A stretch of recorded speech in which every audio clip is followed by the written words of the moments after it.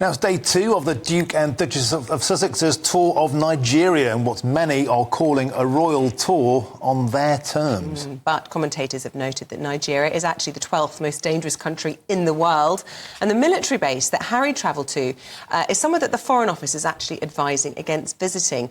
Well, this highlights the hypocrisy over their security fears here in Britain. And this comes, of course, as reports suggest the King was too busy to meet his son in the UK because he was at tea with David Beckham. That's got to hurt. Well, let's talk now to the Royal Broadcaster and photographer Helena Chard. Good morning. Thanks for joining us this Saturday morning. Morning, Isabel. Let's focus first of all on this. I don't know, it's not necessarily a royal tour, it's a publicity trip, whatever you want to call it, a PR trip for the Sussexes. I read in the papers this morning it's more selfies than handshakes, a little bit of the dancing and the necklace bearing that we're used to seeing on the royal tours. I mean, what exactly is the thrust of this? I mean, goodness me. I mean, it's certainly lively, isn't it? A great photo opportunity, etc. I mean, everyone loves the Invictus Games. It's a guaranteed press moment. So for Prince Harry, Meghan, this is perfect. They, love being in the limelight. They're having a lot of fun. It's elevating them, and I think Invictus Games sort of elevates them in the world of philanthropy. And they're taking advantage of the obviously with the PR that's going with this, and they certainly do need to keep their platform, their royal platform. Not to forget as well that this is very good for Nigeria, and we know that they were invited by the Nigerian Chief of Defence, and this all goes back to the Invictus Games last year in Dusseldorf. And it's about Nigeria as well, showcasing themselves in a different light. And they want to be host in, I think it's 29. And so it very much is about Invictus. But I say it's about Invictus but then you see there's lots of different things going on today. We've got the training session with Unconquered, which is lovely. That's all about empowerment, self-esteem, well-being. A lot of it is about well-being, so it's positive.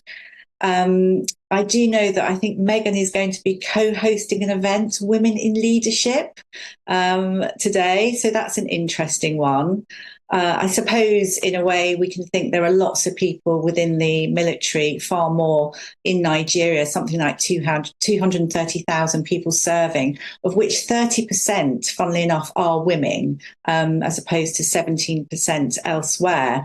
So that's very interesting. OK, Helena. There's lots. Yes. Could I ask you about this slight furore, with some justification, you might say, about the hypocrisy around security concerns? You know, Prince Harry banging on that the taxpayer should cover his back when he's back on British soil, yet here he is in Nigeria. The Global Peace Index has it as down as the 144th least safe country on the planet, right down in the bottom. 72% more violent crime in Nigeria. Not a peep about that.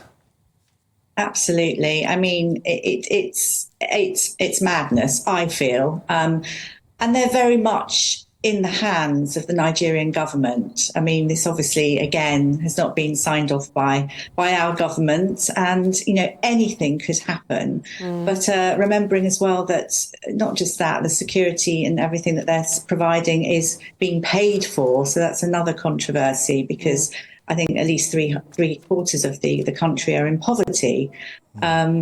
So why should they be paying for security? Helena, one of the reasons they chose to go there as well was because, of course, Meghan's been looking into her heritage, and she's discovered that she's 43% Nigerian, and she's described feeling like it's a homecoming, feeling very much at home in the West African country.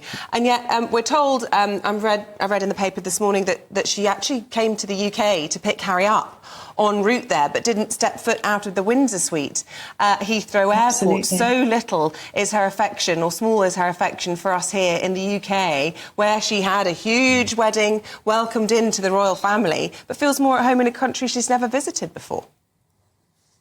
Absolutely. A big shame that she couldn't be supporting Harry, actually, at St Paul's at the 10th anniversary of the Invictus Games. And she's making it more than clear that she doesn't want to set foot in the country, to do with lots of things. But I think actually because she doesn't want to, she I think doesn't feel loved. I mean, both Harry and Meghan do love to be loved, and I don't think she feels that love here in the UK, understandably. And there's a security issue, which is still, there's court cases going on, and I don't think we're going to see her anytime soon. But yes, to see her in Nigeria, feeling at home and obviously very happy and relaxed, it's the irony, really. It's unbelievable, but interesting to see how things will pan out, and also be interesting to see how this unofficial pseudo sort of royal tour, comparing it to ones which are signed off by our government. So that would be something to look into.